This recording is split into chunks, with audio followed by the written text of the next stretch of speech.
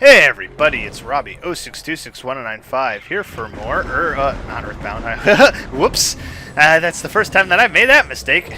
Here for more Metroid Prime Remastered. In the last part, we defeated Flagra, and then we made our way back to, or not back, we made our way down to Magmoor Caverns. Now that we have the Various suit, we can withstand heat. First, we're going to encounter here this Grisby. It's a subvolcanic carrion feeder. Carapace can be breached by missiles. There was the word carapace. We've been missing it for a while, but finally it has returned. The Grisby's carapace has been fused together by superheated air. This barrier stands up to everything but concussive blasts. Its intelligence is limited to instinctive scavenging patterns. So concussive blasts, that means missile, of course. There we go. And I believe this is, nope, not quite there, not quite at the room that begins the epic music.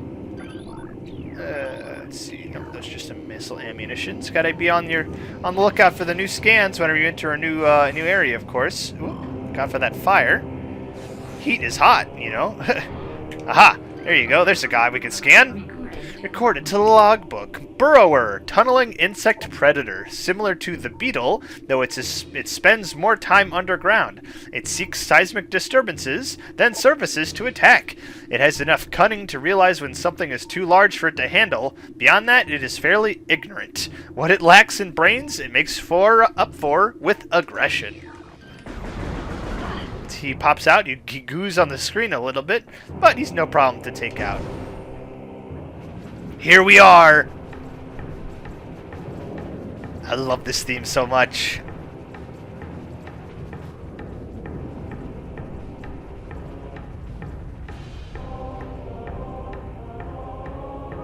Always makes me think of NCS's song that he sung in this.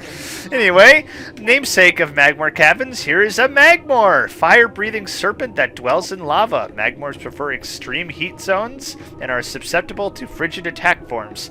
Sightless, they navigate the lava currents using their sonar receptors. Magmoors have a keen sense of smell, enabling them to pinpoint targets with startling accuracy.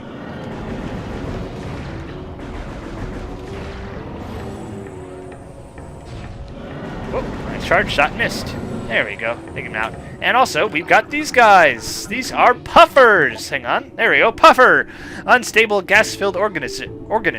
Will rupture on contact. Puffers fill their bodies with lethal metaviprium gas and float about in search of food. If ruptured, the gas within the puffer is violently released. Despite their fragile bodies, puffers are aggressive hunters. The gas cloud they release upon death is often fatal to the creature that brings them down as well. Yes, so those guys, when you defeat them, they have a gas cloud there that will hang around quite a bit, so you gotta wait for that to dissipate before moving forward. In the future, we'll be able to maneuver through this area with the grapple beam, but we do not currently have the grapple beam, thanks to that explosion that took out all of our arsenal. So, we are forced to hoof it on foot over these platforms, and go ahead and deal with these Magmoors. And you can see if you kill them with a missile, that actually blows up their head. So sometimes enemies in this game have different methods of, and watch out, these little platforms do sink while you stand on them, so be wary of that. Yeah, some enemies, when you kill them in a certain way, they will die in a different sort of fashion. Case in point, like losing your head versus just sinking back into the lava. That becomes very much the case later on when we have additional weaponry, such as in the future we will have a beam that is capable of freezing enemies. That can lead to some hilarious shenaniganery. Those flying pirates we encountered briefly in that room that we kind of poked in, I scanned and then I immediately left because I was in no form to take them on. Those are ones that have various methods of dying. We have a new enemy here. Here is the Triclops.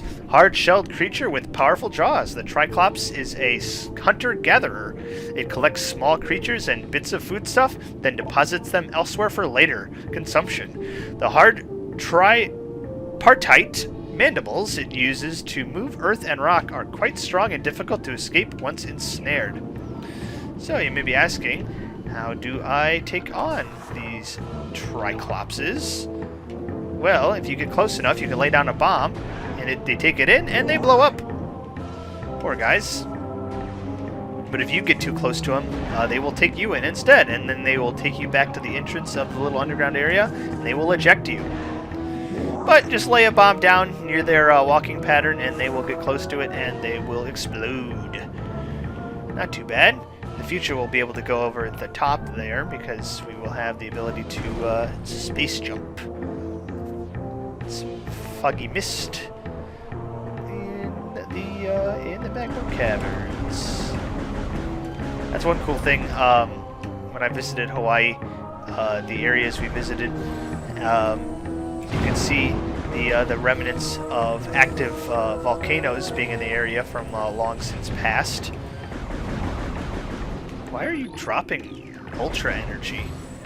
I am not damaged whatsoever. Usually they only drop that if you are damaged.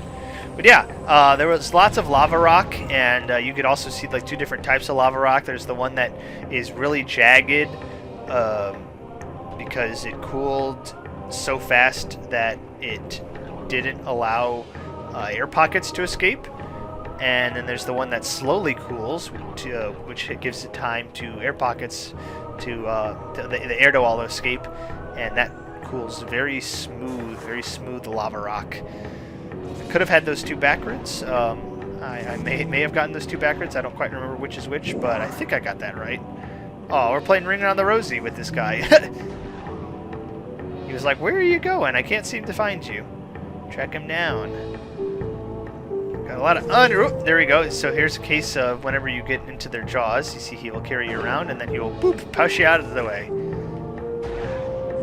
So you just got to be patient and don't roll too fast around blind corners, or else they will get into your trap. And go ahead and lay a bomb in your wake, and it'll take them out. A little bit of a tunnel here. Is this where I want to go? In fact, look, this room is in fact named after him. It is the Triclops pit. Let's see. There is a room that is just a single offshoot that has an item in it. I'm looking for. I'm thinking this is it. Yes, it is. So we'll come over here into the storage cavern. And what are they storing in the storage cavern? Well, it is a missile expansion, of course. Carrying capacity increased by 5. We can already carry 60 missiles. That seems like such a good arsenal. I believe 255 is the limit, if not 250. Either 250 or 255. Classic hexadecimal integer limit. Is it integer limit or is it byte limit? I think it's byte. I should know this. I took computer engineering classes in college. I have a computer engineering degree. Sometimes it's hard to remember these things off the top of my head, but I'm pretty sure that's the byte, the maximum that can be stored in a byte. 8 bits worth. And you can let go of me anytime. Thank you, sir. I think we're done in the Triclops pit, so let's go ahead and head on back out of there. In the pit proper.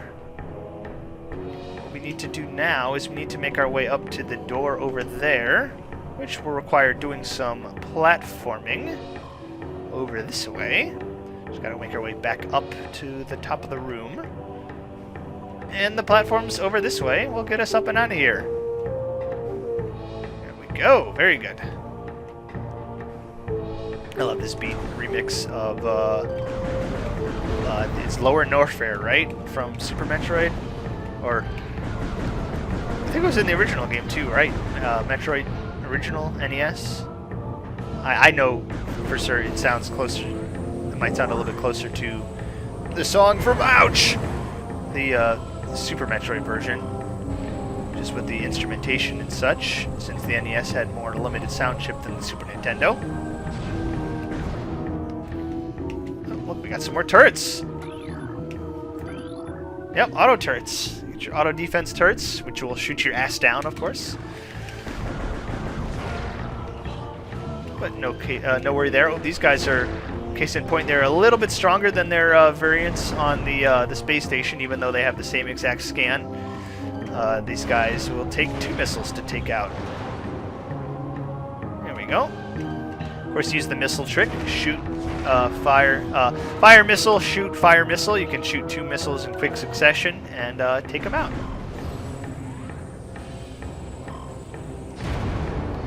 And we have a few different doors in this particular room. Got a higher up door. Actually, there are 4 doors in here. 2 are on this side, 1's on that side, and 1's back here.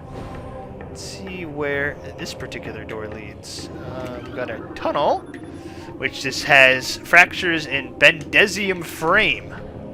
Bendesium, interesting. That is yet another material that we currently do not possess the capability of blowing up. Let's see. This way. I don't think this leads anywhere of importance at the moment. If I remember correctly, I think this might actually be the way that the elevator from what's it called? Talon Overworld. I think that's where this comes from, but we don't need to come this way at the moment. Where we need to go is we need to go up. So let's go ahead and head back. I just realized the fact that I went 2 rooms away, that means all those turrets are going to be back, so we'll have to take those out once more. But that's okay. We can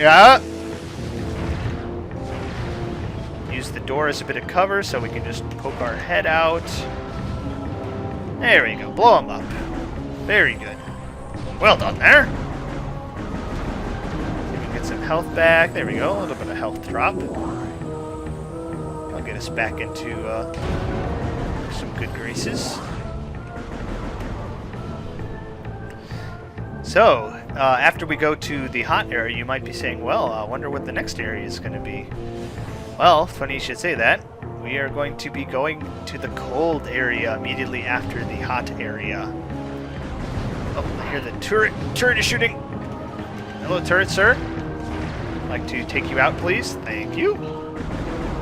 As well as you, Puffer. Take out the Poofer. Actually starting a new job here soon, come next week. By the time I upload this, though, I will have probably been at the job for a while. Not sure how long, but we will see when we get to that point. Immersion pistons are leaching power from the magma pools as planned. Geothermal power source is promising. Recommended energy command: deactivate central dynamo and switch to geothermal power at once. Geothermal power. Very nice. Good source of energy.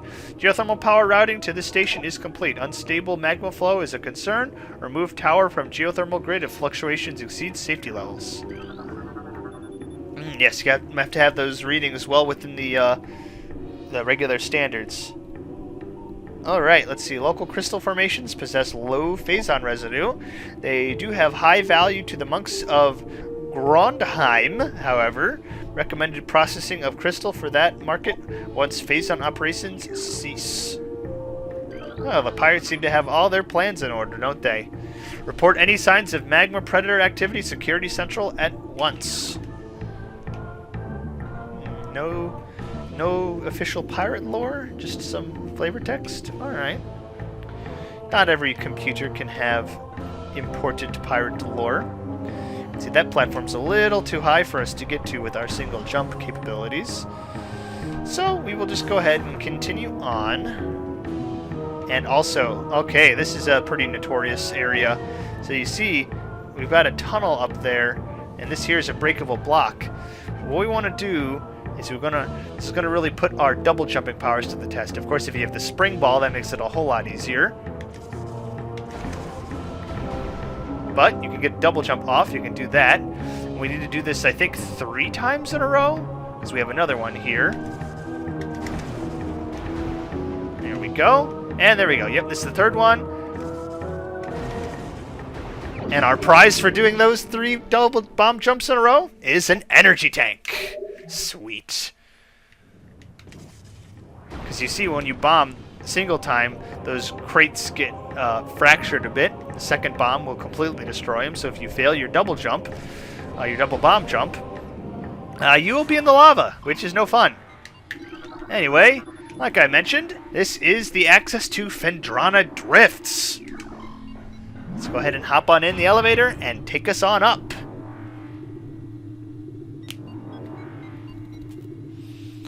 So we go from Magmoor Caverns, which has awesome rockin' music, to Phendrana Drifts, which is going to have some very awesome atmospheric music. I can't wait. I love the Phendrana Drifts theme. And before we go, we have an ice structure blocking with a concussive blast needed. So we know what that means. Just shoot a missile and take it on out. You can already hear that theme, the music going. It's so good. I love the way that like you get a one room in, and like the backing to the song starts up, and then when you get fully in, you get the full version of the song. Oh, listen to that piano.